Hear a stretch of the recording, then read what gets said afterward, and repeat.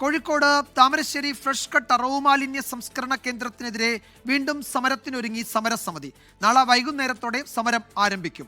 കൂടുതൽ പ്രതിഷേധങ്ങളിലേക്ക് കടക്കാനാണ് രാഷ്ട്രീയ പാർട്ടികളുടെയും തീരുമാനം. ഫ്രഷ് കട്ട് തുറന്ന് പ്രവർത്തിക്കാൻ ജില്ലാ കളക്ടർ നൽകിയ അനുമതിക്കെതിരെ വീണ്ടും സമരം ചെയ്യാനാണ് സമരസമിതിയുടെ തീരുമാനം. നാളെ വൈകുന്നേരം 4 മണിക്ക് സമരം തുടങ്ങും. അനിശ്ചിതകാല സമരം MN കാരശ്ശേരി ഉദ്ഘാടനം ചെയ്യും. താമരശ്ശേരി പ്രൈവറ്റ് ബസ് സ്റ്റാൻഡിൽ മുസ്ലിം ലീഗ് പ്രതിഷേധം സംഘടിപ്പിച്ചു. കട്ടിപ്പാറയിലെ ജനങ്ങൾ ശ്വസിക്കാൻ വേണ്ടിയുള്ള പോരാട്ടത്തിലാണെന്ന് Muslim League general secretary PK Kunhalikutty. ജനങ്ങളെ വേട്ടയാടിയിട്ട് കാര്യമില്ല. ജനങ്ങൾ അനുഭവിക്കുന്ന ഈ ദുർഗന്ധത്തിന് ശ്വസിക്കാനുള്ള അവകാശം പങ്കുവച്ചു കൊടുക്കുകയാണ് വേണ്ടത്.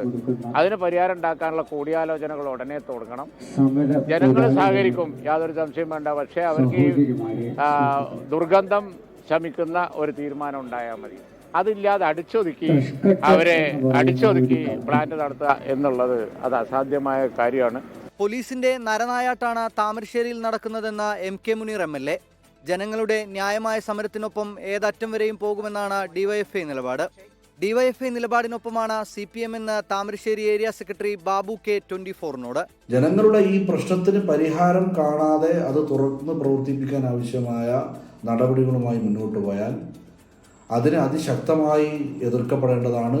ആദ്യാവസാനം വരെ ആ പ്രക്ഷോഭ സമരങ്ങളുടെ ഭാഗമായി DYFI ഉണ്ടാകുമെന്നുകൂടി അറിയിക്കുകയാണ്.